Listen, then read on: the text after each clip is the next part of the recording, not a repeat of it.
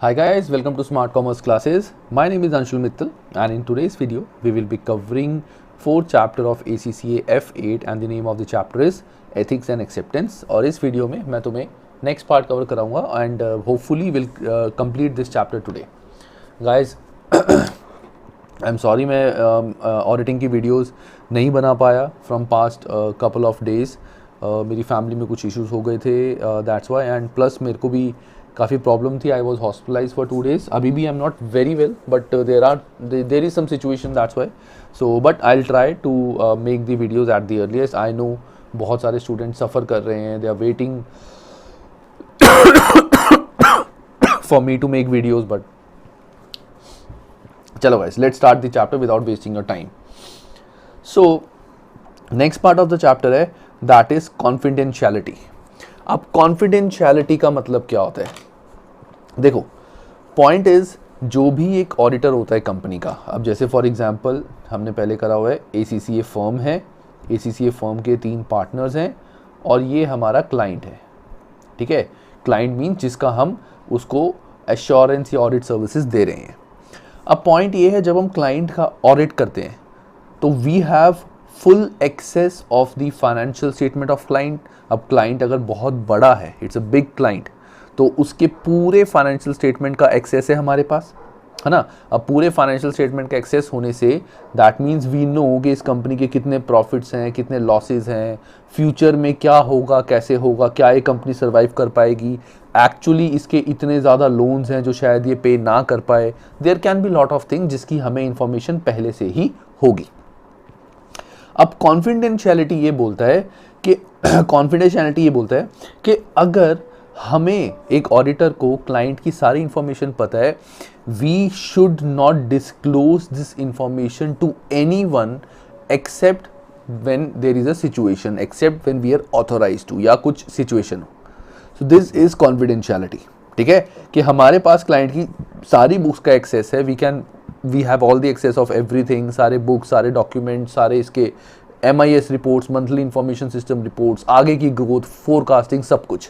तो वो चीज़ कभी भी एक ACCA फर्म किसी को डिस्क्लोज नहीं करेगी except there are some situation. So confidential information may be obtained from the firm or employing organization, business relationship, that is current clients or previous clients, prospective clients and employers.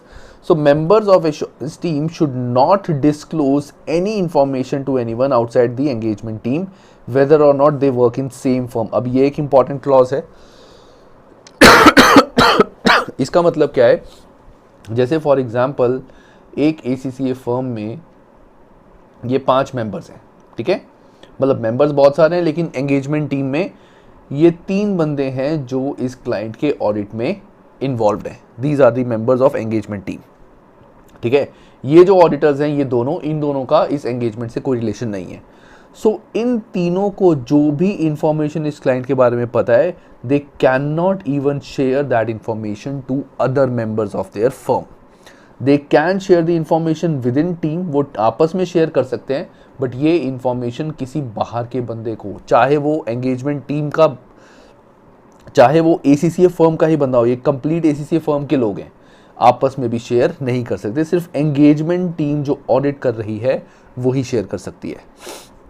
ऐसा क्यों होता है? इसका reason क्या है? जैसे मैं तुम्हें प्रैक्टिकल रीज़न बताता हूँ. आजकल सबको पता है कि बहुत सारी स्टॉक ट्रेडिंग होती है, शेयर्स की ट्रेडिंग. इनसाइडर ट्रेडिंग एक टर्म है, उसको मैं आज एक्सप्लेन करता हूँ. So what exactly insider trading is, या an example of insider trading. बहुत सारी चीज़ें होती हैं. जैसे फॉर एग्जाम्पल ये तीनों क्लाइंट हमारा, let's say client is Facebook. ठीक है, क्लाइंट इज़ फेसबुक. इनका हो सकता है फेसबुक को वो भी तो ऑडिट कराता होगा ना किसी से. तो फेसबुक हमारी फर्म का क्लाइंट है. हमें पता है कि आगे जाके अगले साल फेसबुक का रेवेन्यू जो है वो बहुत ज़्यादा इंक्रीज़ होने वाला है, क्योंकि फेसबुक ने कुछ चीज़ें नई प्लान की हैं. जैसे उन्होंने सोचा है कि हम इस फर्म को भी एक्वायर कर लेंगे, इसको भी एक्वायर कर लेंगे, इससे हमारे प्रॉफिट्स बहुत ज़्यादा बढ़ने वाले हैं. अगर प्रॉफिट्स बहुत ज़्यादा बढ़ने वाले हैं, दैट मीन्स इनकी शेयर की वैल्यू बहुत ज़्यादा बढ़ने वाली है ना. ऑब्वियसली जब फेसबुक इतनी सारी चीज़ें एक्वायर करेगी, इसके प्रॉफिट्स बढ़ेंगे, तो share value will increase.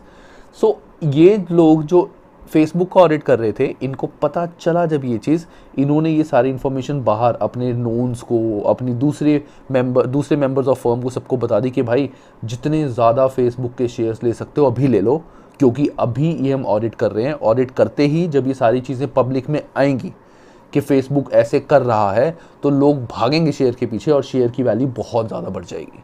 This is N example of insider trading, कि बाहर इंफॉर्मेशन आने से पहले ही इनसाइडर लोगों को पता चल जाता है कि कंपनी में क्या होने वाला है। कई लोग क्या करते हैं, जैसे हमारे पास फेसबुक, सबके पास फेसबुक का शेयर है, जैसे उनको पता है कि आगे फेसबुक में बहुत ज़्यादा प्रॉब्लम्स आने वाले, बहुत लॉसेज आने वाले हैं, तो पहले ही फेसबुक के अपने शेयर्स बेच दो आज की डेट में, ताकि कल को ये प्रॉब्लम आ गई तो फेसबुक के शेयर की वैल्यू गिर जाएगी और हमारा सस्ता शेयर बिकेगा। This is kind of insider trading, it is not at all allowed, ठीक है, क्योंकि वहाँ पे टर्म आ जाता है कॉन्फिडेंशियलिटी, ये क्लॉज आ जाता है। A point is circumstances in which disclosure is permitted or required। अब वैसे तो हमें पता है कि हम ये इंफॉर्मेशन किसी भी बाहर वाले बंदे को डिस्क्लोज नहीं कर सकते, बट ऐसे कौन से सर्कमस्टांसेस हैं जहां पे हमें इंफॉर्मेशन डिस्क्लोज कर सकते हैं। सबसे पहला है disclosure is required by law. अगर लॉ ने बोला हुआ है, जैसे गवर्नमेंट ने बोला हुआ है कि आप इस कंपनी की इंफॉर्मेशन हमें दो, we have official letter from the government, तब हमें इंफॉर्मेशन देनी पड़ेगी, ठीक है। तो प्रोडक्शन ऑफ डॉक्यूमेंट्स और other provisions of evidence in the course of legal proceeding, अगर कोई भी लॉ में लीगल प्रोसीडिंग चल रही है। Disclosure of appropriate public authorities of infringements of that law come to light, तो ये हम पढ़ेंगे डिटेल में आगे। Disclosure is permitted by law and is authorised by client और द एम्प्लॉयर। दैट मीन्स हम डिस्क्लोजर लॉ में भी बोला हुआ है और क्लाइंट ने भी ऑथोराइज किया है, ठीक है, कि आप इंफॉर्मेशन दे सकते हो, तभी हम अपनी इंफॉर्मेशन डिस्क्लोज कर सकते हैं। There is a professional duty और right to disclose when not prohibited by law. मतलब लॉ ने हमें नहीं बोला इंफॉर्मेशन देने को, लेकिन जस्ट एन एग्जांपल, हम सारे ACCA बनने वाले हैं, ठीक है, तुम सारे ACCA बनने वाले हो, तुम किसी क्लाइंट का ऑडिट कर रहे हो, ACCA बॉडी की एक रेगुलेशन आई कि जो भी ACCA किसी भी क्लाइंट का ऑडिट कर रहा है, उस क्लाइंट की थोड़ी सी इंफॉर्मेशन उसको ACCA को प्रोवाइड करनी पड़ेगी मैंडेटरीली। अब ये चीज़ लॉ में नहीं लिखी हुई, दिस इज नॉट लॉ, लेकिन ACCA बॉडी ने बात बोली है कि जो भी ACCA ऑडिट कर रहा है, they are mandatorily required to provide details of their client की कुछ डिटेल्स, ठीक है, सारी नहीं, ऑफ कोर्स कुछ डिटेल्स, तो हमें वो चीज़ करनी पड़ेगी। So to comply with the quality review of ACCA and other professional body, to respond to an inquiry or investigation by ACCA or a regulatory body, to protect the professional interest of a professional accountant in legal proceeding। जैसे अगर मान लो किसी professional accountant के ऊपर बात आ गई कि तूने गड़बड़ करी है, ये तूने गलत बनाया है, तो हो सकता है कि वो अपने आप को बचाने के लिए वो ये बोल सकता है कि देखो ये रिकॉर्ड सारे ऐसे हैं, ये रिकॉर्ड्स मैंने कुछ भी नहीं बनाए, ये सारे रिकॉर्ड्स उनके अकाउंटेंट ने साइन करे हुए हैं कि देखो उससे साइंड आई है कि उसने ऑथोराइज करके मुझे दिए हैं, मैंने सिर्फ इनको बेस मान के अपनी रिपोर्ट बनाई है, मैंने इनमें कोई छेड़छाड़ नहीं करी, क्योंकि उस अकाउंटेंट ने साइन करे हैं कि ये देखो ये सारी रिपोर्ट उस अकाउंटेंट ने मुझे दी है, मैंने कुछ नहीं करा। वहाँ पे to comply with technical standards and ethics requirement, कि अगर एथिक्स या टेक्निकल स्टैंडर्ड ACCA ने बोला हुआ है उसके लिए, वहाँ पे हम अपनी इंफॉर्मेशन डिस्क्लोज कर सकते हैं। Factors to be considered before disclosing confidential information include whether harm could be cause by the disclosure, कि सबसे पहले हमें ये देखना है कि अगर हम इंफॉर्मेशन को डिस्क्लोज कर रहे हैं तो क्या उस डिस्क्लोजर से कुछ हार्म तो नहीं होगा क्लाइंट को या शेयर होल्डर्स को, कि इंफॉर्मेशन इतनी ज़्यादा इंपॉर्टेंट इंफॉर्मेशन थी कि इंफॉर्मेशन हमने जल्दबाजी में दे दी और उसकी वजह से कंपनी की वैल्यू गिर गई, कंपनी को बहुत लॉस हो गया और शेयर होल्डर्स की वैल्यू गिर गई, शेयर्स की वैल्यू गिर गई, काफ़ी नुकसान हो गया। वो चीज़ नहीं करनी। Whether all relevant information is known and substantiated, मतलब जो भी इंफॉर्मेशन हम प्रोवाइड कर रहे हैं बाहर, वो चीज़ सारी सही है और हमने खुद चेक करी है और वो नोन इन्फॉर्मेशन है, हमें खुद नहीं पता किसी इन्फॉर्मेशन के बारे में, हम वो इन्फॉर्मेशन कभी भी आगे डिस्क्लोज नहीं करेंगे। Whether the information is to be communicated to appropriate recipient, मतलब कि जो भी इंफॉर्मेशन हमें देनी है, जिसको रिक्वायर्ड है उसी को देनी है, ये नहीं है हर बंदे को देते रहे। जैसे फॉर एग्जांपल मेरे ऊपर अगर एक केस चल रहा है, जैसे फॉर एग्जांपल मेरे ऊपर नहीं, क्यों अपने ऊपर केस डालूं, जैसे एक क्लाइंट के ऊपर एक केस चल रहा है, ठीक है, और केस ऑफिसर ने बोला है कि ये इन्फॉर्मेशन मुझे दो, तो हम ACCA हैं, क्लाइंट हमारे पास आया कि आप जो भी इसको इन्फॉर्मेशन चाहिए आप वो पूरा ड्राफ्ट करके बना के मुझे दे दो, तो हमने वो इन्फॉर्मेशन बना के इसको हम दे देते। तो हम ये इन्फॉर्मेशन सिर्फ इसी रेसिपिएंट को देंगे, ऐसा नहीं है कि इसके ऑफिस में कोई दूसरा ऑफिसर बैठा है कि चलो आप ले लो इन्फॉर्मेशन, आप बाद में उसको दे देना, ऐसा नहीं है। जो अप्रोप्रिएट रेसिपिएंट है हम उसी को इन्फॉर्मेशन देंगे, किसी भी और पर्सन को नहीं देंगे। अगर गवर्नमेंट को देना है तो गवर्नमेंट को ही देंगे, अगर ACCA को देना है तो ACCA को ही देंगे, ठीक है। तो अब आता है, अब जैसे हमने पढ़ा था कि परमिटेड और रिक्वायर्ड बाय लॉ, तो हाउ परमिटेड और रिक्वायर्ड बाय लॉ हो सकता है, जस्ट एन एग्जांपल, तो that is, so permitted by law में कौन कौन सी चीज़ें होती हैं। So where there is a statutory right और duty to disclose, the professional accountant will do so without obtaining permission of the client. मतलब जब ACCA को बोला गया है बाय लॉ कि तुम्हें क्लाइंट की इंफॉर्मेशन देनी है, तो वो क्लाइंट से बिना परमिशन लिए भी इंफॉर्मेशन दे सकता है। एग्जाम्पल, फ्रॉड और theft including fraudulent financial reporting, falsification और ऑल्ट्रेशन ऑफ अकाउंटिंग रिकॉर्ड्स और other documents and misappropriation of assets, कि अगर क्लाइंट ने कुछ भी फ्रॉड करा है, थेफ्ट करी है, जैसे बहुत सारे क्लाइंट्स ऐसे होते हैं, जैसे कुछ होते हैं जो बैंक के साथ फ्रॉड करते हैं, कुछ करते हैं, तो उनकी इंफॉर्मेशन एक ACCA को गवर्नमेंट को देनी है, चाहे क्लाइंट अग्री करे चाहे ना करे। टैक्स इवेजन, अगर किसी क्लाइंट ने बहुत टैक्स में घपले करे, टैक्स कम पे किए, पे करना था ज़्यादा, तो टैक्स अथॉरिटी सीधा सीधा ACCA को बोल सकते हैं कि उसकी सारी इन्फॉर्मेशन हमें दो, वो देनी पड़ेगी।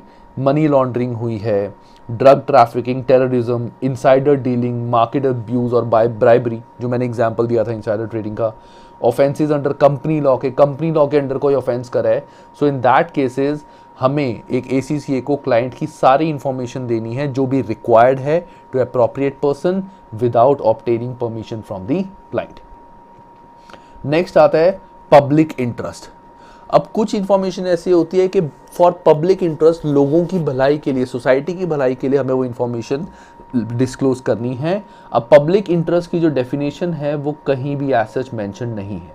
There is no official definition of public interest. लेकिन इसके एग्जाम्पल्स क्या हो सकते हैं, जैसे in determining the need to disclose matters in public interest, the auditor should consider the relative size of the amount involve and extent of likely financial damage. जैसे for example, अगर मैं ACCA हूँ और मैं एक क्लाइंट का audit कर रहा हूँ और आई कम अक्रॉस कि उस क्लाइंट ने बहुत तगड़ा फ्रॉड करा है बैंक्स के साथ, बहुत तगड़ा फ्रॉड करा है बैंक के साथ, तो अगर ये चीज़ मार्केट में आ गई, लोगों को पता चल गया उसके बारे में, तो बैंकिंग सेक्टर में हाहाकार मच जाएगी, क्योंकि उसका बहुत करोड़ों का लोन है, वो लोन नहीं रीपे कर पाएगा, बैंक में प्रॉब्लम आ जाएगी, फंड्स के इशू आ जाएगा, इकोनॉमी ख़राब हो जाएगी। तो ऐसी जगह पे अब मुझे हो सकता है कि इन्फॉर्मेशन देनी पड़े कि कल को वो फ्रॉड बड़ा बड़ा होता चला गया तो और इशू आ जाएगा। That is like of a public interest. तो whether member of the public are likely to be affected, अगर है तभी दूंगा मैं ऑफकोर्स, अगर पब्लिक को कुछ फ़र्क ही नहीं है तो इन्फॉर्मेशन पब्लिक देने की ज़रूरत ही नहीं है। लाइकलीहुड ऑफ रेपिटेशन के कहीं पहले उसने गलती करी थी वो दोबारा तो नहीं गलती कर रहा। Reason for clients unwillingness to make the disclosure, client क्यों नहीं डिस्क्लोज करना चाह रहा इन्फॉर्मेशन, क्या उसका अपना कोई पर्सनल इंटरेस्ट है या जो भी है। Gravity of the matter, gravity of the matter मतलब कि मैटर कितना ज़्यादा सीरियस है, ग्रेविटी मतलब seriousness of the matter. Relevant legislation, accounting standards and auditing standards, कि अगर कुछ स्टैंडर्ड उसने फॉलो नहीं करे या कुछ ऐसा है, लीगल एडवाइस है, तो ये सारी चीज़ें हैं, यहाँ पे भी हमें इंफॉर्मेशन डिस्क्लोज करनी पड़ सकती है क्लाइंट की। तो देयर आर टू ऑप्शंस, या तो पब्लिक इंटरेस्ट हो या फिर हमारा हो व्हेन परमिटेड बाय लॉ। याद रखना, पब्लिक इंटरेस्ट में हो सकता है हमें क्लाइंट से इंफॉर्मेशन लेनी पड़े, क्लाइंट से परमिशन लेनी पड़े, या अगर ज़्यादा मैटर सीरियस है तो ना लेनी पड़े। लेकिन अगर हमारा परमिटेड बाय लॉ है, लॉ में बोला गया है, तो हमें क्लाइंट से ऑथराइजेशन लेने की ज़रूरत नहीं है, हम डायरेक्टली इंफॉर्मेशन जिसको चाहिए उसको दे सकते हैं। हमारा क्रक्स इस टॉपिक का ये है कि हमें कभी भी किसी क्लाइंट की इंफॉर्मेशन लीक नहीं करनी, किसी को भी नहीं देनी, जब तक हमें स्पेसिफिकली ना बोला जाए। जैसे मैंने तुम्हें एक स्टार्ट में बताया था इस चैप्टर के, हर एक ACCA ऑडिटर अपने आप को सेफ रखता है। तो कल को अगर मान लो हमने इंफॉर्मेशन दे दी और वो परमिटेड बाय लॉ नहीं थी, तो क्लाइंट हमारे ऊपर केस कर देगा कि भाई तूने मेरी इंफॉर्मेशन लीक कर दी, ठीक है। और अगर परमिटेड बाय लॉ थी तो हम बोल सकते हैं कि भैया हमें तो लॉ ने कहा था, देख मेरे पास तो लेटर आया हुआ है, I have the letter from the government कि हमें इन्फॉर्मेशन देनी है, बस मैं तो उस लेटर के बेस पे दिया है, अब तू जो मर्जी बोलता रहे, मेरे पास तो लेटर है।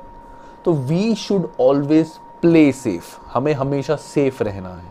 ये मैं तुम्हें क्रक्स बता रहा हूँ पूरी ऑडिटिंग का मेन मकसद, कि हमें सेफ रहना है। हम कुछ भी अगर किसी को, देखो पूरी ऑडिटिंग का क्रक्स है, हम कोई भी रिपोर्ट बना रहे हैं, कुछ भी रिपोर्ट हम किसी को भी दे रहे हैं, तो हर चीज़ के लिए हमारे पास एक वैलिड प्रूफ होना चाहिए, हर चीज़ का हमारे पास सोर्स होना चाहिए, ताकि कल को हमारे ऊपर कभी भी कोई बात ना आए। नेक्स्ट आता है कॉन्फ्लिक्ट ऑफ इंटरेस्ट।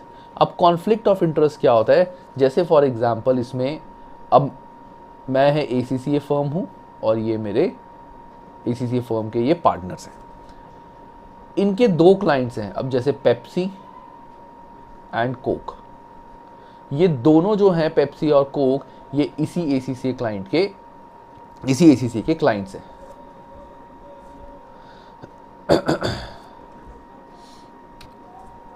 ठीक है, तो अब यहां पे there can be conflict of interest. अब कॉन्फ्लिक्ट ऑफ इंटरेस्ट यहां कैसे हो सकता है, so conflict of interest arises when same audit firm is appointed for two companies that interact with each other, for example company which compete each other in same market, companies which trade with each other. तो या तो हो सकता है कि competition हो, वो आपस में कर रहे हैं, या फिर हो सकता है दो ऐसी कंपनीज के, जैसे फॉर एग्जांपल ये बॉटल मेकिंग कंपनी है, ये बॉटल मेकिंग कंपनी है और इन्हीं की बॉटल्स कोक को सप्लाई होती हैं। ठीक है, तो मैं इस कंपनी का भी एश्योरेंस सर्विस प्रोवाइड कर रहा हूँ और इस कंपनी की भी एश्योरेंस सर्विस प्रोवाइड कर रहा हूँ। So that is conflict of interest, या तो कॉम्पिटिटर्स या फिर वो कंपनीज जो आपस में एक दूसरे के साथ ट्रेड करती हैं। So conflict of interest may create a threat to the fundamental principle of objectivity and confidentiality। हो सकता है क्योंकि अगर यही बंदे यहाँ का ऑडिट कर रहे हैं, यही बंदे यहाँ का ऑडिट कर रहे हैं, तो अंदर की अंदर इन्फॉर्मेशन कि यार वो जो कंपनी जहाँ तू सामान देता है ना बॉटल्स, वो कोक वाले को बोलेंगे भाई तू बॉटल उससे लेता है ना, वो बहुत महंगी बॉटल देता है, उससे बेटर दूसरी कंपनी है, हमें पता है ये बहुत घपले करते हैं, उनसे सस्ती बॉटल कहीं और से मिल जाएंगी। ठीक है ना, so that is like conflict of interest. It may be perceived that auditor cannot provide objective service and advice to company where it also audits a competitor। अगर तुम competitor का ऑडिट कर रहे हो, पेप्सी और कोक दोनों का audit कर रहे हो, तो तुम दोनों को अच्छी सर्विसेज नहीं दे सकते, ऐसा बोला जाता है। हालांकि मैं बोलूँगा एसीसीए फर्म में ये दोनों पेप्सी का ऑडिट कर रहे हैं, ये दोनों कोक का ऑडिट कर रहे हैं, तो कोई फ़र्क नहीं है, बट स्टिल एक अंडरस्टैंडिंग होती है कि यार एक ही कंपनी के पास दोनों कॉम्पिटिटर्स का ऑडिट है तो कुछ चांसेस होते हैं इंफॉर्मेशन लीक होने के, चाहे वर्बली हो। अब वर्बली को तो प्रूव नहीं कर सकते ना कि इंफॉर्मेशन अगर लीक होगी। कोक वालों ने बोला इन दोनों को कि यार तू पैसे ले ले थोड़े से, तेरे घर में कोक की पेटियां भिजवा देंगे खूब सारी, तू ये बता दे कि पेप्सी में ऐसा क्या होता है, ये चीज़ जो भी कोई इन्फॉर्मेशन एग्जाम्पल उसने वर्बली बता दी। अब उस चीज़ का तो कोई प्रूफ नहीं है ना किसने वो इन्फॉर्मेशन लीक की है, ये बोलेगा मैंने तो करी नहीं इन्फॉर्मेशन लीक। तो इस केस में अब यहां पे कोई रेगुलेशन नहीं है, दिस इज नॉट लॉ, हो सकता है ये ना करे, but just to save the professionalism, just to be on more objective side, professional accountant should always act in the best interest of the client. However, conflict of interest exists, the firm should be arranged to avoid the interest of being adversely affected by those another and prevent breach of confidentiality. In order to ensure this, the firm must disclose the nature of conflict to the relevant parties and obtain consent to act. इसका मतलब क्या है, इसका simple सा मतलब ये है कि ऑडिट एक्सेप्ट करने से पहले क्लाइंट को पहले ही बता दो कि भाई हमारे पास कोक का भी ऑडिट है, पेप्सी का भी ऑडिट है, कोक का भी ऑडिट है। ठीक है, तो वो पेप्सी को भी लिख के देंगे कि हम कोक का ऑडिट कर रहे हैं और कोक को भी लिख के देंगे कि हम पेप्सी का ऑडिट कर रहे हैं, ताकि कल को कुछ भी उल्टा सीधा हो तो भाई हमें ना बोलना कि भैया तुम्हारी वजह से हुआ है, हमें बाद में पता लगा कि तुम तो पेप्सी का भी ऑडिट कर रहे थे, कोक ने बोला कि हमें अगर पता होता कि तुम पेप्सी का ऑडिट कर रहे हो हमारे कॉम्पिटिटर का, हम तुमसे ऑडिट कभी कराते ही ना। तो वो सिचुएशन अपने आप को सेव करना, जो मैंने बताया था, अपने आप को सेव करने के लिए हम क्या करेंगे, हम दोनों से एक एग्रीमेंट बनवा के उनको बोलेंगे कि देखो हम पेप्सी का भी ऑडिट कर रहे हैं, हम कोक का भी ऑडिट कर रहे हैं। That is disclose the nature of conflict कि तुम दोनों कॉम्पिटिटर्स हो और हम दोनों का ऑडिट कर रहे हैं। The following additional safe guards can be implemented. कौन कौन से सेफ गार्ड्स हो सकते हैं? एक तो सेपरेट एंगेजमेंट टीम रखेंगे, और रिव्यू ऑफ की judgements and conclusion by independent person of appropriate seniority, कि एक सीनियर बंदे को हम बोलेंगे कि जो भी हमने काम किया है उस पूरे काम को एक बार तुम खुद सारा वेरीफाई करो, ठीक है? जो कोक का ऑडिट किया उसको भी, पेप्सी का उसको भी, ताकि कुछ भी गड़बड़ ना रहे, जो हमने पहले भी चैप्टर में पढ़ा हुआ है। Measures that should be taken to reduce the threat for disclosure, कि हम कौन कौन से मेजर ले सकते हैं ताकि ऐसे कुछ प्रॉब्लम्स ना हो, इंफॉर्मेशन लीक ना हो। तो procedure to limit access to client files, कि हम कुछ ऐसा प्रोसीजर करें कि क्लाइंट की पूरी फाइल्स को हम एक्सेस ना करें, लिमिटेड फाइल्स को देख के ही हम अपनी जजमेंट करें। Physical separation of confidential information including separate practice areas, कि जो ACCA फर्म के, जैसे मान लो ये दोनों पार्टनर्स करते हैं पेप्सी का ऑडिट, और ये दोनों, हाँ लेकिन इनके अंदर भी एम्प्लॉयज़ हैं, ये दोनों करते हैं कोक का ऑडिट, तो इनको एक अलग ऑफिस दे दिया, इनको अलग ऑफिस दे दिया, इनकी सारी फाइलें इनके ऑफिस में, इनकी सारी फाइलें इनके ऑफिस में, ठीक है? वो चीज़ हमें अलग से करनी पड़ेगी, ठीक है? तो physical separation of confidentiality information, signed confidentiality agreement by engagement team members, कि दोनों एंगेजमेंट टीम मेंबर्स एक एग्रीमेंट पे साइन करें कि हम अपनी इंफॉर्मेशन कहीं बाहर लीक नहीं करेंगे क्लाइंट की, ये भी साइन करें कि हम भी अपनी इंफॉर्मेशन कहीं भी लीक नहीं करेंगे। सेपरेट ट्रेनिंग एंड कम्युनिकेशन, इनकी अलग ट्रेनिंग हो, कोक से कम्युनिकेशन इनका अलग हो, इनका पेप्सी से अलग हो, ठीक है?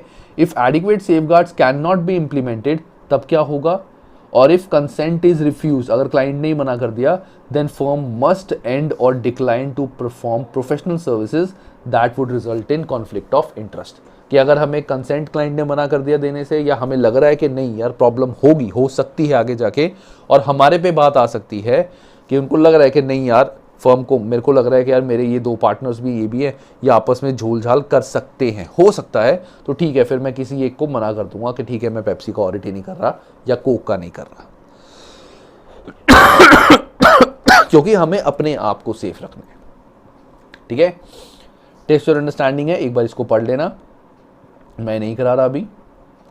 नेक्स्ट आता है एक्सेप्टिंग और continuing and audit engagement. I think this is the last topic of this chapter if I am not wrong, and नहीं, सेकेंड लास्ट टॉपिक, ठीक है? सो this is accepting and continuing and audit engagement. What does this mean?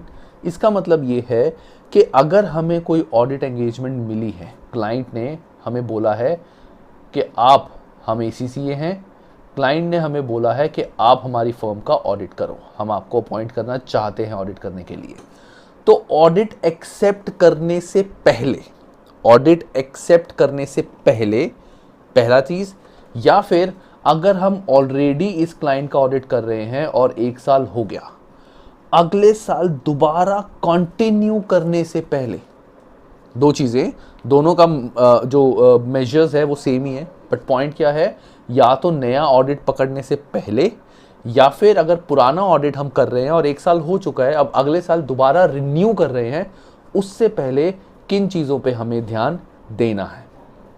So for an audit firm should only take on clients and work of an appropriate level of risk. For this reason, the firm will perform client screening. The firm will consider following matters before accepting new engagement और client. Client screening मतलब कि इन सारी चीज़ों का ध्यान रखेगा client before working, ACCA ध्यान रखेगा before accepting the audit. So सबसे पहला क्या है?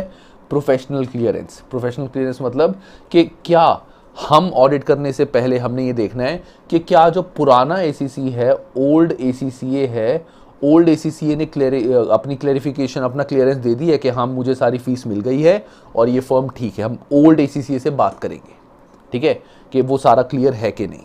ऐसा तो नहीं है कि पुराने ACCA को भी उनकी फीस मार के रखी हो, अभी तक दी ना हो, तो फिर हम भी ऑडिट नहीं करेंगे, हम कहेंगे यार इसने पुराने ACCA की फीस तो दी नहीं है, कल को हो सकता है हमारी फीस भी ना दे, ठीक है ना, वो चीज़ अभी पढ़ेंगे इसको डिटेल में। Independence and objectivity, management integrity, pre conditions for an audit, money laundering तो नहीं हो रखी, रेपुटेशन कैसी है क्लाइंट की, क्या रिसोर्सेज हैं जिसके थ्रू हम चेक कर सकते हैं क्लाइंट के बारे में, प्रोफेशनल कॉम्पिटेंस, फीस कितनी है और रिस्क क्या है ऑडिट में। सो ये सारी चीज़ें हम देखेंगे बिफोर एक्सेप्टिंग एन ऑडिट। तो अब इनको डिटेल में पढ़ते हैं। सबसे पहला है professional clearance.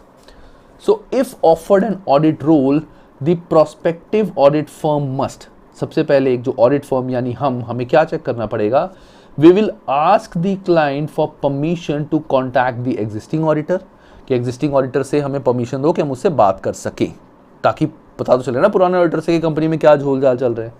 Contact the ongoing auditor asking for all information relevant और relevant to the decision whether और नॉट एक्सेप्ट द अपॉइंटमेंट, कि हम उससे बात करेंगे कि हमें एक्सेप्ट करना चाहिए कि नहीं करना चाहिए।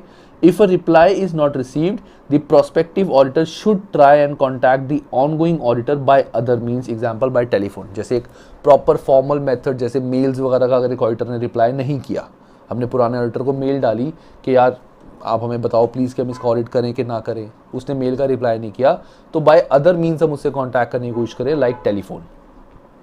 If a reply is still not received, the prospective auditor may still choose to accept but must proceed with care, कि अगर पुराने ऑडिटर ने हमें कुछ भी नहीं बताया इस कंपनी के बारे में, कॉन्टैक्ट ही नहीं करा हमसे, हम कर सकते हैं ऑडिट। ऐसा नहीं है we can not do the audit, this is important part.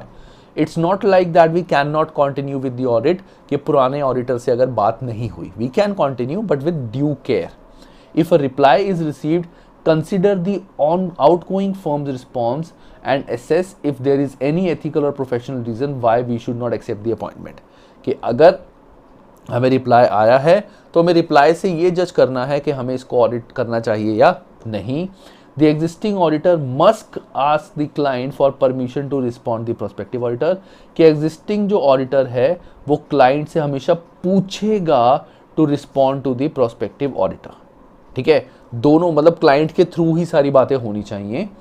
If the client refuses the permission, the existing auditor should notify the prospective auditor of this fact. मतलब अब अगर क्लाइंट ने मना कर दिया कि नहीं तुम आपस में बात नहीं कर सकते, I will not allow old auditor to talk to new auditor, तो वो भी ओल्ड ऑडिटर हमें बताएगा कि क्लाइंट ने मना कर दिया है मेरे को कि मैं आपको कुछ भी चीज़ ना बताऊं। ओल्ड ऑडिटर ने, ओल्ड ACCA ने नए ACCA को कोई भी इंफॉर्मेशन नहीं दी, क्योंकि क्लाइंट ने मना कर दिया है कि इंफॉर्मेशन नहीं देनी।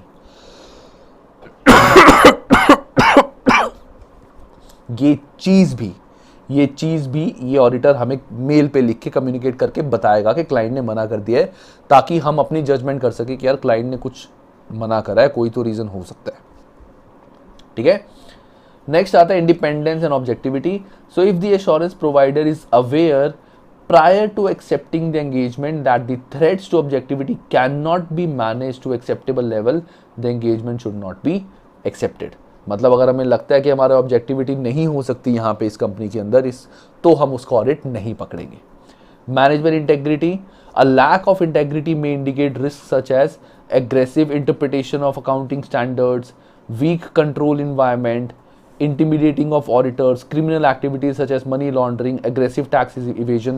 मतलब अगर मैनेजमेंट कंपनी के कुछ भी घपले कर रही है, कुछ भी उल्टे काम कर रही है, इन दैट केस ऑल्सो हम वो ऑडिट एक्सेप्ट नहीं करेंगे। कैसे कैसे कर सकती है मैनेजमेंट ये, तो हमें ये भी चेक करना पड़ेगा, चाहे पुराने ऑडिटर से बात करके, चाहे खुद एक बार देख के, क्या मैनेजमेंट कैसी है इसकी, लेट्स मीट दोज पीपल, एक बार मिले तो सही मैनेजमेंट कैसी है, कुछ उल्टे सीधे काम तो नहीं हो रहे, पुराने ऑडिटर से पूछते हैं वो चीज़। Money laundering, client due diligence. अब मनी लॉन्ड्रिंग जैसे a firm must comply with money laundering regulation which requires clients due diligence to be carried out. If there is any suspicion of money laundering और actual money laundering committed by prospective client, the firm cannot accept the engagement। मतलब अगर किसी भी sense में किसी भी तरीके की मनी लॉन्ड्रिंग हो रही है, अब तुम सारे हो सकता है सोच रहे हो कि सर मनी लॉन्ड्रिंग होती क्या है, आप मनी लॉन्ड्रिंग तो बोल रहे हो। मनी लॉन्ड्रिंग मीन्स कि तुम्हारे पास कुछ ब्लैक का पैसा है, कुछ पैसा ऐसा है कंपनी के पास जिसका कंपनी के पास सोर्स नहीं है कि पैसा कहाँ से आया, चोरी का पैसा, लूट का पैसा, कैसे भी पैसा, उसको बोलते हैं मनी लॉन्ड्रिंग। और उस पैसे को तुमने इधर उधर फंसा लिया, जैसे उस पैसे से तुमने कुछ प्रॉपर्टीज़ में पैसा ले लिया, या कि प्रॉपर्टी खरीद ली, 4-5 प्रॉपर्टी आई कैसे, चोरी का पैसा था, गवर्नमेंट को पता ही नहीं उस बारे में।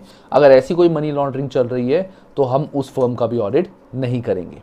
Resources, the firm should consider whether there are adequate resources available at the time of engagement is likely to take place to perform work properly. If there is insufficient time to conduct the work within the resources available, the quality of work should be affected. मतलब हमारे पास पूरे resources available होने चाहिए audit का काम पकड़ने से पहले कि अच्छा ये चीज़ है, ये चीज़ आपके पास है, ये अवेलेबल है, सब कुछ होना चाहिए. अगर वो सारी इन्फॉर्मेशन, वो रिसोर्सेज अवेलेबल ही नहीं हमारे पास, दैट मीन्स हम अपना काम ठीक से कर ही नहीं पाएंगे. क्लाइंट ने बोला कोई बात नहीं, बाद में देख लेंगे. हमने कहा नहीं, बाद में नहीं, अभी हमें अप्रूव करके बता दो कि हमारे पास ये रिसोर्सेज, इन चीज़ों का एक्सेस है कि नहीं. अगर एक्सेस ही नहीं है, वो बोलेगा चलो बाद में दे देंगे, अभी नहीं मैं दे सकता, ऑडिट जब बन जाओगे तब दे देंगे. तब उसने मना कर दिया, हाँ प्रॉब्लम आएगी हमारे काम में. सो पहले ही सारे रिसोर्सेज वेरीफाई कर लो. रिस्क ऐसा तो नहीं है कि अगर हम इसका ऑडिट पकड़ लें तो हमारे ऊपर कुछ रिस्क आ जाए, क्योंकि हो सकता है कंपनी ऑलरेडी फ्रॉड करती है, बहुत तगड़ा फ्रॉड कर चुकी है. ठीक है, और पता चल चुका है, उसका डायरेक्टर जो है वो जेल भी जाके आ चुके हैं. अब हम अगर उसका दोबारा से ऑडिट करेंगे और मान लो टच वुड वो कंपनी ठीक निकली, मतलब काम उसका अब ठीक है, लेकिन फिर भी हमारे ऊपर एक रिस्क रहेगा कि हमने एक फ्रॉड कंपनी का ऑडिट किया है. सो वो एक रिस्क है. Any risk identified with the prospective client like poor performance and all these risk. ठीक है, हाँ सॉरी गाइस, मुझे छींक आ गई थी. तो ऐसे अगर रिस्क हो तो ये रिस्क भी हमें, अगर ऐसे कुछ रिस्क लग रहे हैं तो ऑब्वियसली हम ऑडिट नहीं करेंगे. Fees, the firm should consider the acceptability of the fees. सबसे बड़ा पॉइंट है कि हम ये देखेंगे जो फीस हम बोल रहे हैं वो फीस क्लाइंट ने एक्सेप्ट करी कि नहीं करी. ठीक है, the fees should be commensurated with the level of risk, कि जितना क्लाइंट का रिस्क है, जितना क्लाइंट का काम है, जितना लेवल क्लाइंट का बड़ा है, उसी के अकॉर्डिंग हमारी फीस है. In addition, the creditworthiness of the prospective client should also be considered, as non-payment of fees can create a self-interest threat. मतलब हमें ये भी चेक करना है कि क्लाइंट की क्रेडिट वर्दीनेस कितनी है. क्रेडिट वर्दीनेस मतलब कि क्लाइंट अपने जितने भी क्रेडिटर्स होते हैं, जितने भी पेबल्स होते हैं, जितने भी लोन्स हैं, वो टाइम पे प्रीपे कर रहा है, नहीं कर रहा. जैसे फॉर एग्जांपल एक क्लाइंट है, उसने 6 महीने से बैंक का लोन रीपे नहीं किया, अपने पेबल को 3 महीने से पैसे नहीं दिए. So there can be definitely a case कि क्लाइंट हमारे फीस भी टाइम पे नहीं देगा. तो और अगर ऐसा हो गया तो वहाँ पे सेल्फ इंटरेस्ट थ्रेट आ जाएगा कि यार हमारे को तो पैसे तो मिल नहीं रहे, तो फिर काम भी इसका ढंग से नहीं करते, हम गलत काम करते हैं, इसको फंसाते हैं. ठीक है ना, खुंदक आ जाएगी, प्रॉब्लम आ जाएगी. तो पहले ही फीस उतनी रखो, क्रेडिट वर्थिनेस चेक कर लो कि क्लाइंट का पुराना ट्रैक रिकॉर्ड क्या है, क्या वो अपना फीस पुराने ऑडिटर्स को, अपने पेबल्स को टाइम पे दे रहा है कि नहीं दे रहा. ठीक है.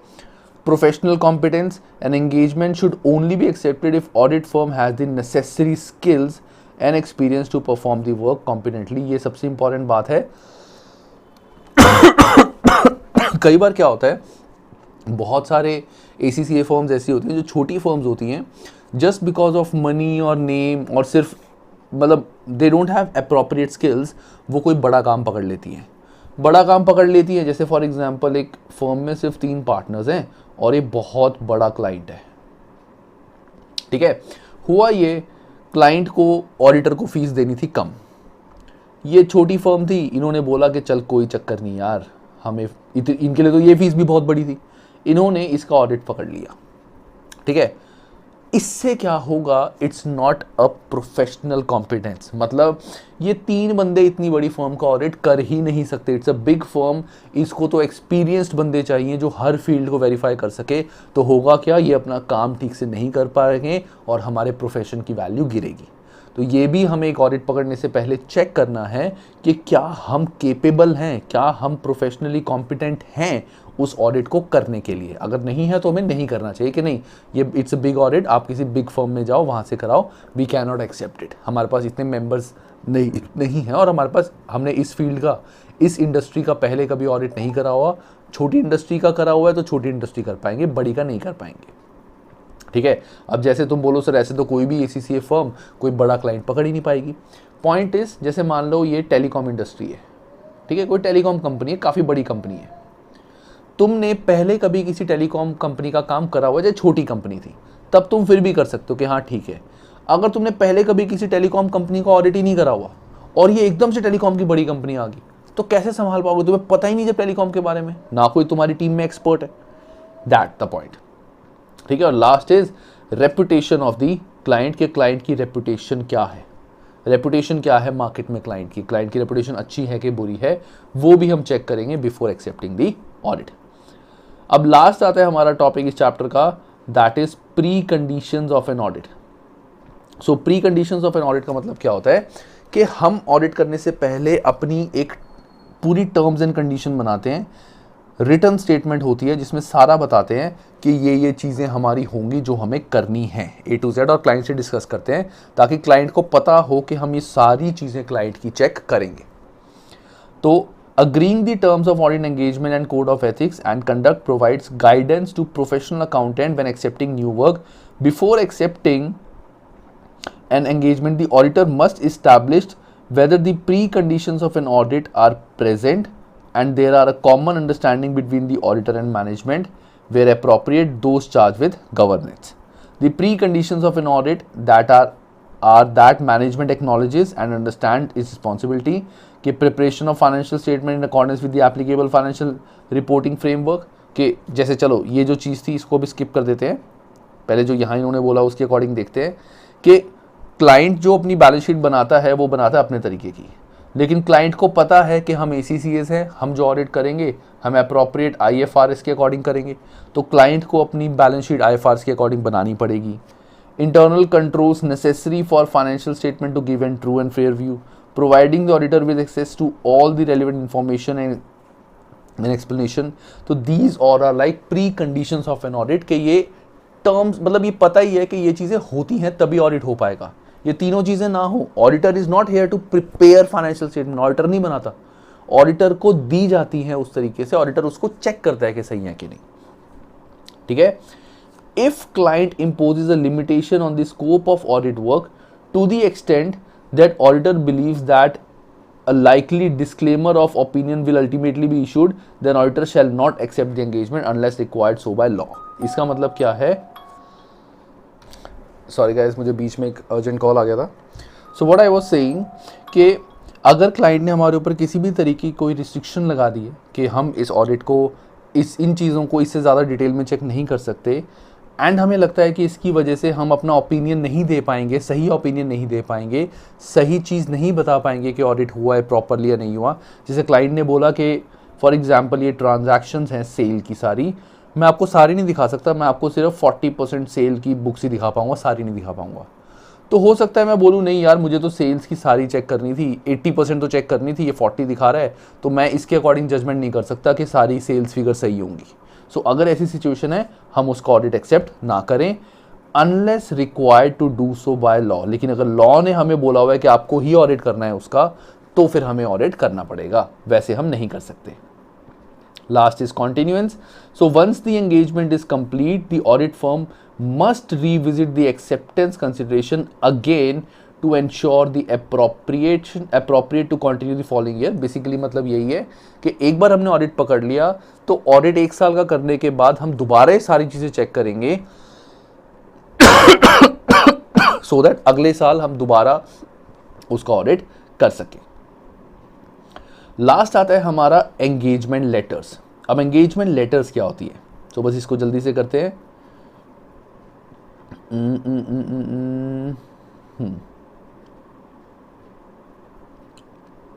सो एंगेजमेंट लेटर क्या होती है, देखो।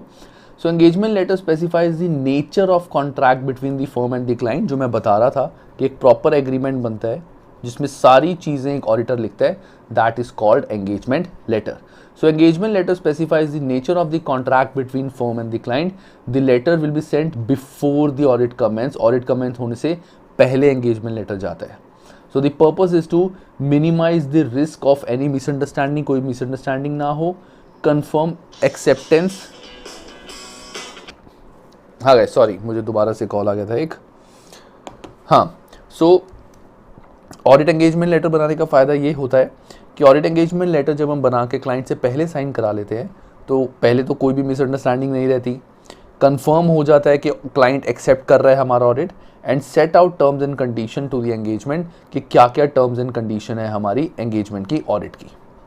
उसके बाद चेंजेस टू एंगेजमेंट लेटर। अब चेंजेस टू एंगेजमेंट लेटर क्या होता है, हर साल जब भी एक साल हमने ऑडिट किया, ये 2000 जैसे 20 है, ये पूरा साल हमने ऑडिट किया, उसके बाद जब 2021 आएगा, अब 2021 में हम जब सारी चीज़ें दोबारा से रिव्यू करेंगे तो एंगेजमेंट लेटर भी हमारा दोबारा बनता है। तो the engagement letter should be reviewed every year to ensure that it is up to the date but does not need to be revisited every year unless there are changes to the terms of engagement।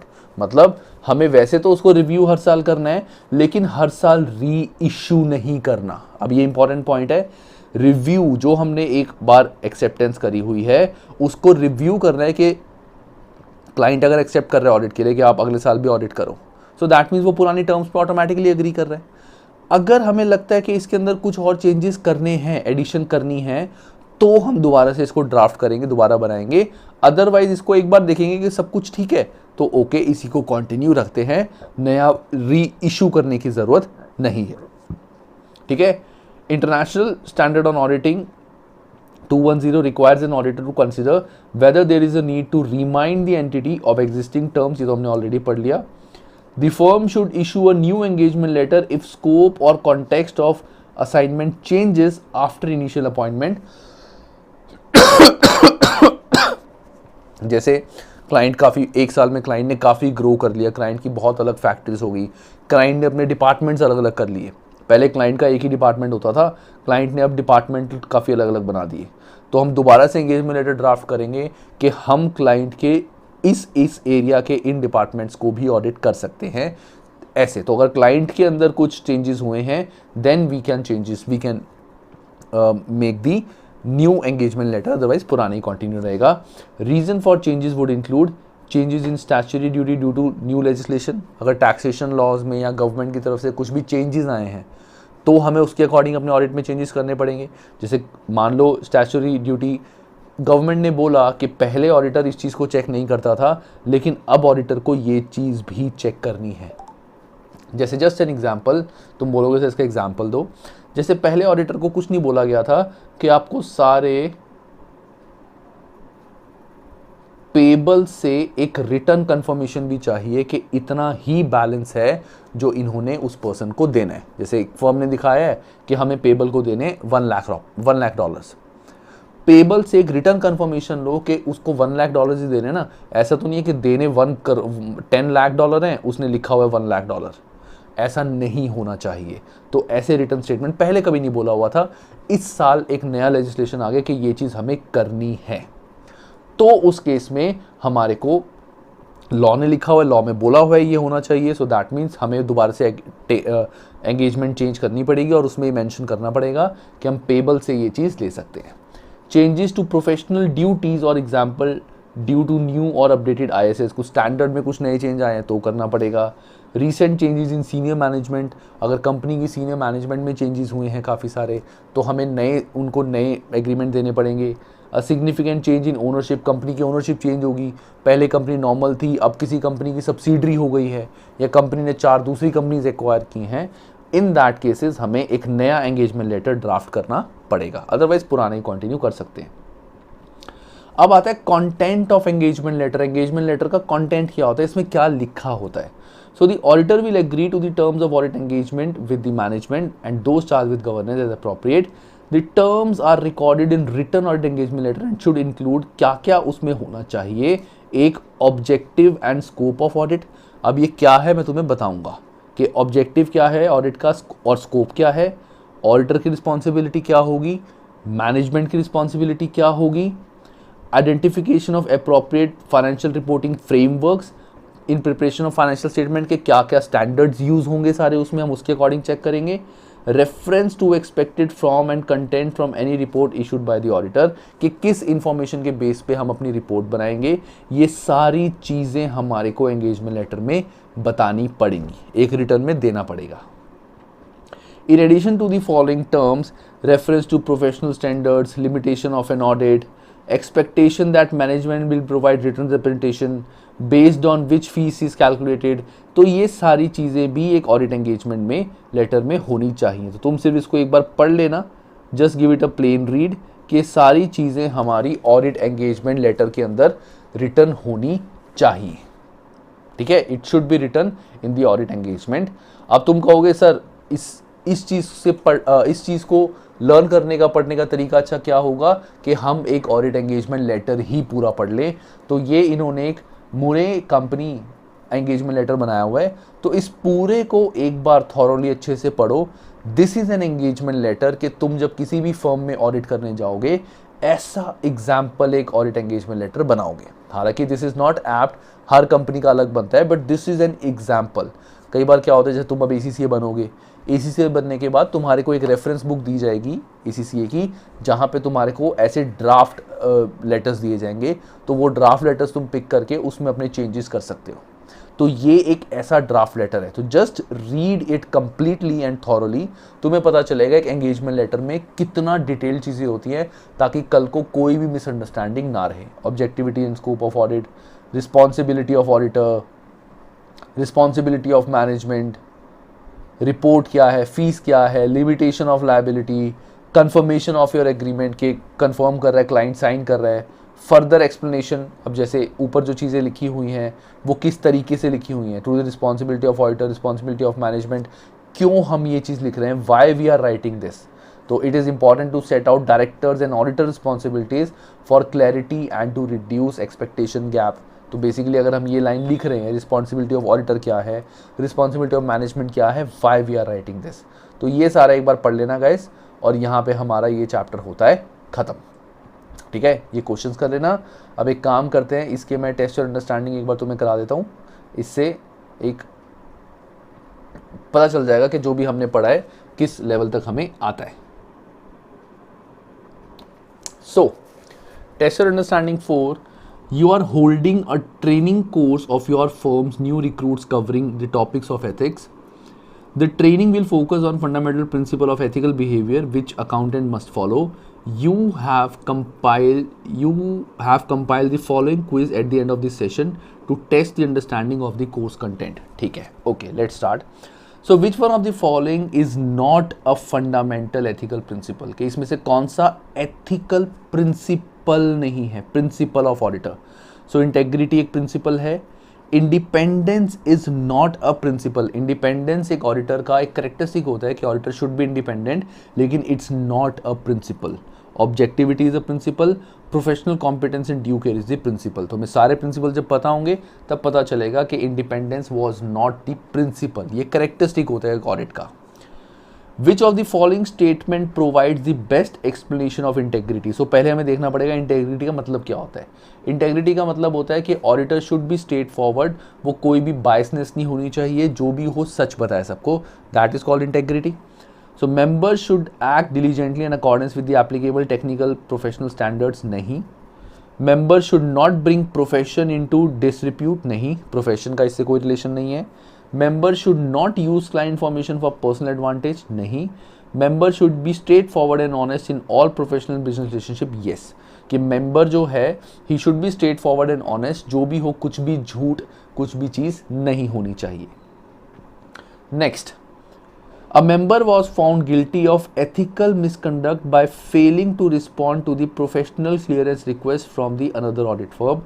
कि किसी दूसरी audit firm ने एक professional clearance के लिए बोला था कि आप पहले क्लियर करो तभी हम ऑडिट करेंगे, हमने वो चीज़ नहीं करी। What is the breach of conduct? क्या ब्रीच हमने करा है? इंटेग्रिटी नहीं, इसमें सच झूठ की कोई बात ही नहीं है। इंडिपेंडेंस का भी इसमें कोई रोल नहीं है। प्रोफेशनल बिहेवियर कह सकते हैं। Professional competence and due care, professional competence and due care होता है कि हम एग्जिस्टिंग ऑडिट में कर रहे हैं, so it should be a professional behaviour. मतलब अगर एक ACCA फर्म ने किसी क्लाइंट का ऑडिट करना छोड़ दिया, अगले साल दूसरी ACCA फर्म उसको ऑडिट कर रही है और वो एक बार इससे अपनी प्रोफेशनल क्लियरेंस मांग रही है कि आप अपना क्लियरेंस दे दो कि हाँ आपने ऑडिट कर लिया है और सारी चीज़ें ठीक है आपके अकॉर्डिंग, हमने क्लियरेंस ही नहीं दिया, ना हमने क्लाइंट से बात करी ना कुछ किया, हमने बात ही नहीं करी, that means we are not behaving professionally. तो C is the answer. Fourth, which of the following statement best describes the conceptual framework approach to ethics? तो conceptual framework approach to ethics क्या होते हैं? So set rules which must be followed in all circumstances, नहीं, ये जो conceptual framework है ये हर circumstance में follow नहीं करने होते, ये अपने according, अपनी professional judgment के according हम करते हैं। So the set principles which auditor apply based on professional judgment, yes, कि अपनी जजमेंट के अकॉर्डिंग, अपनी अंडरस्टैंडिंग के अकॉर्डिंग ये प्रिंसिपल्स फॉलो करने हैं। The conceptual framework is set out in company law, नहीं, ये आंसर वैसे मिल गया, तो D is also not the answer, तो B is the right answer. Last question, why do auditor need to be independent, auditor को independent क्यों होना है? पहला, to ensure user of the auditor report can place reliance on it and have faith that it is not biased, कि अगर हम independent हैं तो हम अगर ऑडिट कर रहे हैं तो इट शुड बी, जो भी यूज़र है, जो भी क्लाइंट का हम ऑडिट कर रहे हैं, जिसके भी पास वो रिपोर्ट जाएगी उसको ट्रस्ट हो कि हमने कोई चीटिंग नहीं करी, हमने कुछ बायसनेस नहीं करी, तो ए हो सकता है answer. To ensure financial statement give and true and fair view, अब financial statement give true and fair view, this can be the option. To provide more regulation for auditor to increase, इसका तो कोई role नहीं है। Law required, law का कोई role नहीं है, तो बी और ए आंसर हो सकता है, लेकिन बी बहुत स्पेसिफिक सिर्फ एक ही पार्ट का है, लेकिन इंडिपेंडेंस में सब कुछ आ जाता है, तो ए शुड बी द आंसर। ठीक है, वैसे बी लग रहा था लेकिन ए आंसर है, ठीक है, क्योंकि बी एक स्पेसिफिक पार्ट बोल रहा है, ये तो होता ही है ट्रू एंड फेयर व्यू। अब true and fair view financial statement तभी देगी ना जब हम इंडिपेंडेंट होंगे, हमने सब कुछ डिटेल में चेक किया, कुछ भी झूठ नहीं बोला। तो इंडिपेंडेंस का मेन मकसद यही होता है कि बंदा जो भी हमें ऑडिट दे रहा है, जो शेयर होल्डर्स हैं कंपनी के, उनको ट्रस्ट हो हमारे पे कि हम बायस नहीं होंगे मैनेजमेंट के लिए, हम फुल्ली अपनी एक एक चीज़ डिटेल में चेक करके उनको बताएंगे। ठीक है, तो ए इज़ दी आंसर। चलो, अंडरस्टैंडिंग 5 ये तुम कर लेना, this is your homework, and यहाँ तुम्हारा चैप्टर होता है खत्म। ठीक है गाइज, एक छोटी सी चीज़, to all the students who have not subscribe to my channel guys, please subscribe. ठीक है, चलो bye guys, take care and have a great time.